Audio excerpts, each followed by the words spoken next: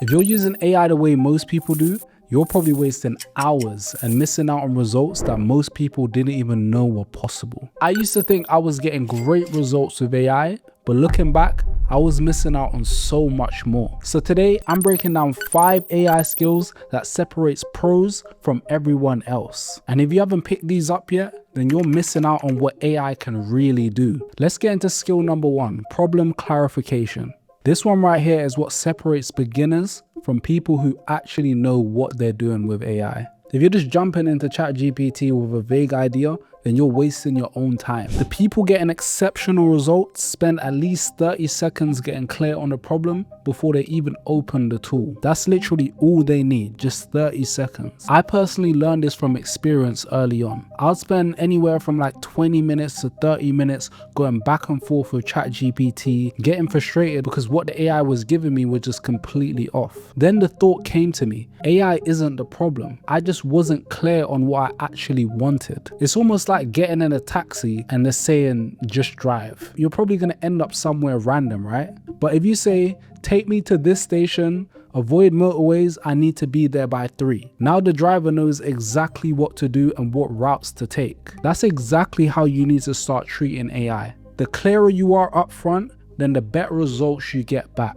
So before you type a single word into ChatGPT or any other AI model you're using, I want you to get clear on 3 things. What is your goal? Who is it for? And what does a good result actually look like? AI is a mirror. If you go in unclear, then the results you get out are going to be unclear. That's just how it works. When you take that extra 30 seconds to get clear on what you want, everything shifts. Your prompts become sharper and the results you get becomes more useful. And you stop burning time trying to fix something that was broken from the start because you didn't define what you actually wanted. This is the foundation, and nothing else that I'm going to show you in this video is going to hit the same unless you internalize and understand what I've just said here. Go ahead and drop a like on this video right now if that first skill is starting to make things click for you, because now I'm going to show you how to turn that clear problem into prompts that actually deliver. Moving into skill number 2, we have effective AI communication. You can know exactly what you want, but if you can't put it into words properly,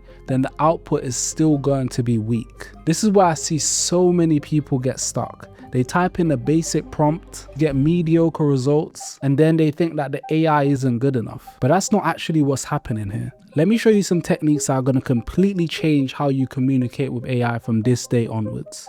Technique number 1 is a 6-part framework: role, context, task, format, rules, and examples. This is the baseline. If you're not doing this already, then you need to start here because everything else builds on top of it. You're essentially giving the AI a complete brief. What it should act as, what's the context behind the task, what exactly do you need it to do, how should the final output look, what are the rules it needs to follow, and what examples can you give it to guide its style. So let's say, for instance, you want Claude to write in your voice, whether this be for content, emails, YouTube scripts, whatever the case may be. You just need to feed it examples of how you write or speak.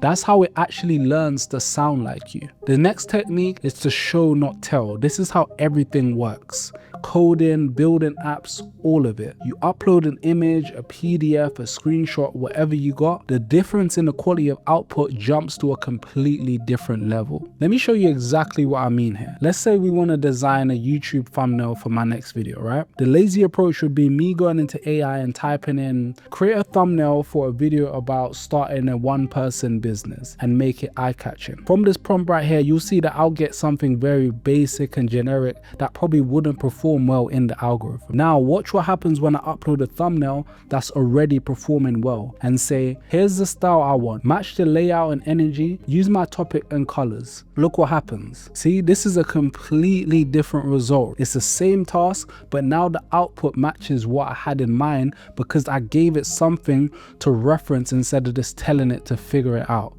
The next technique right here is meta prompting. Think of it as getting AI to coach you on how to talk to AI. So instead of sitting there trying to craft the perfect prompt yourself, you just tell the AI, you are a prompt engineer expert. I need you to write a Twitter thread about how solo creators can use AI to save time. What's the best way to structure this prompt? And then from there, as you can see, it will map the whole thing for you. From there, you can also take that prompt you've already written and say, how can I make this sharper? This is essentially going to let AI refine what you've already got.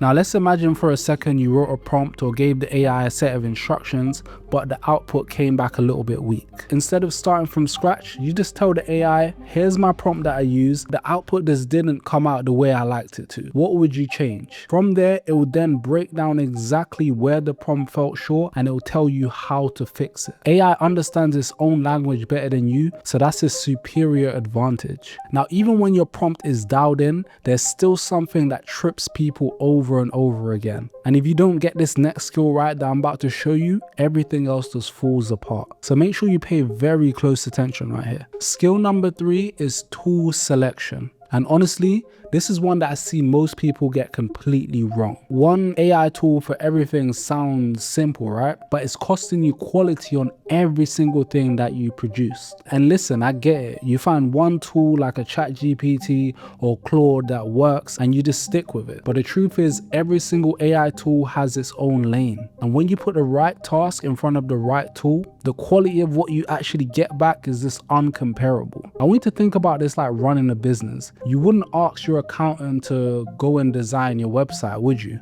Every role in your business or in your organization has a specialized person for the job. AI is the exact same. Now, before I break these down, I don't want you to feel like you need to go out there and learn every single tool on the market. That will probably be very overwhelming for you and you'll end up not getting much done. Focus on a small set of tools that cover most of the tasks that you get done in your everyday life or business. Get comfortable with those first and then you build from there. That's a smart way to approach this. So first up, you have your brain. That's your large language models like ChatGPT, Claude, Gemini, right? ChatGPT is probably the one you already know because that's the most well-known AI model in the world, right? It's versatile. It can handle a lot of stuff like writing emails, brainstorming ideas, research, generating images, you name it. If you need one tool that does a bit of everything, ChatGPT is that tool. It's not always the best at every single task, but it covers a wide range and it covers it well. Then you've got Claude. This is the one I reach out to when I need to write something that sounds like a real person wrote it. Blog posts, social media content, marketing copy,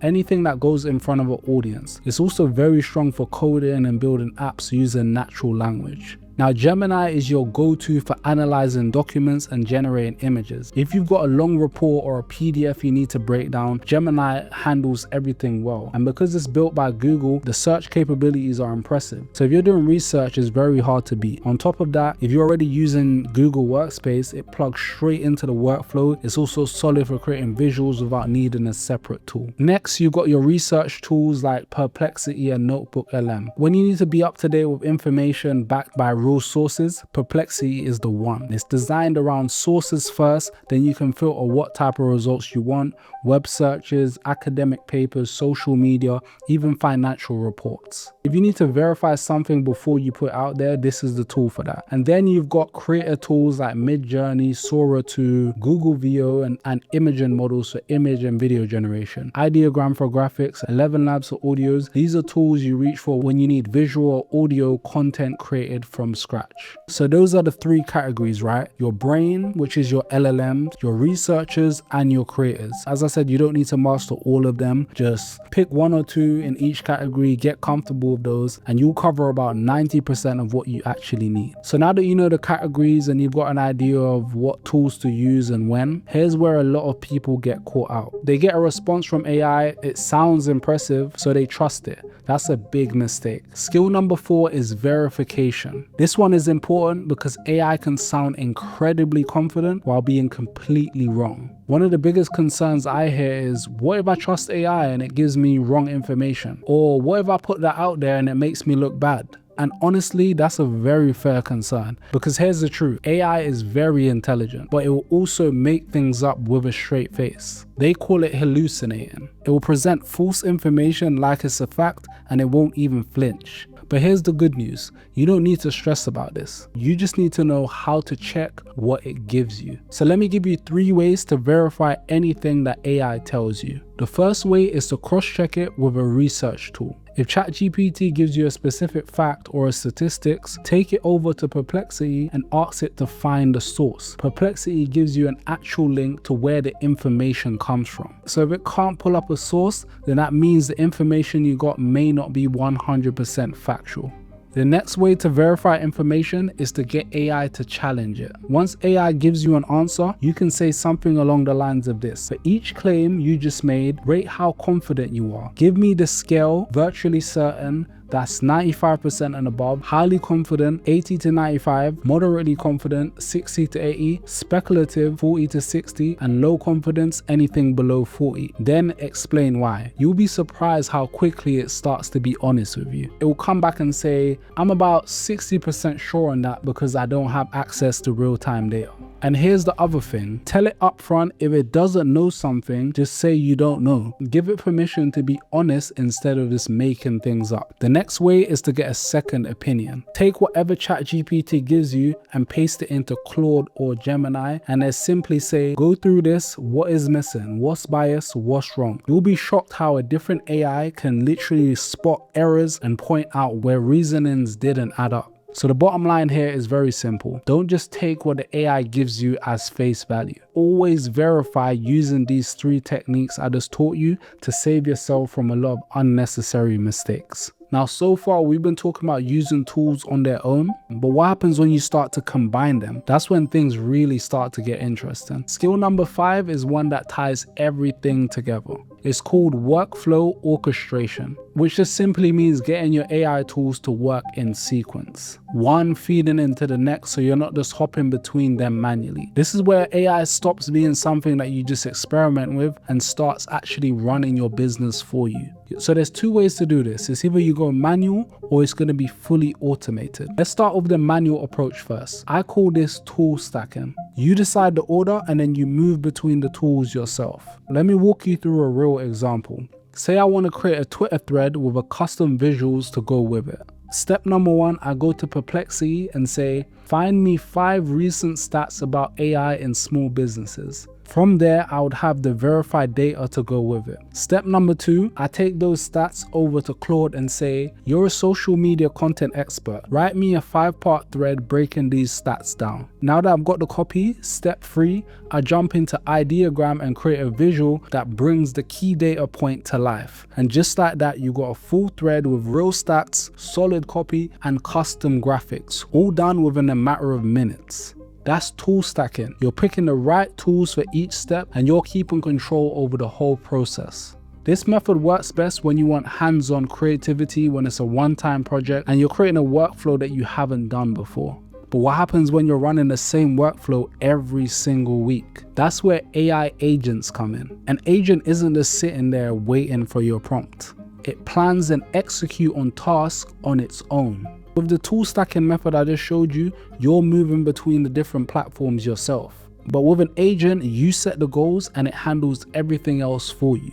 So let's say someone fills up a random contact form on your business website. An agent can pull their details, prepare a quote, and draft a follow-up email and send it off without you even touching a thing. Or in a separate case, let's say you're a freelancer. That agent could check your calendar, pull the client's info, draft a response, and then drop a booking link. All of this done automatically without you having to do anything. So to bring this all together with tool stacking, you are in the driver's seat handling all of the moves, controlling the whole play, right? But with an AI agent, all you do is set the goal or the destination, and then the agent automatically figures that out and gets to that goal on its own. And there's something I want you to remember.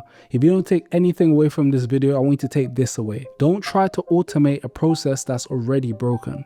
If it doesn't work when you do it manually, trying to automate it is only going to multiply the problem. Get it working by hand first, do everything manually until you've got it down pat, and then you go on to automate it. So there we have it, the 5 AI skills that's going to completely change how you work and how you do things in your everyday life.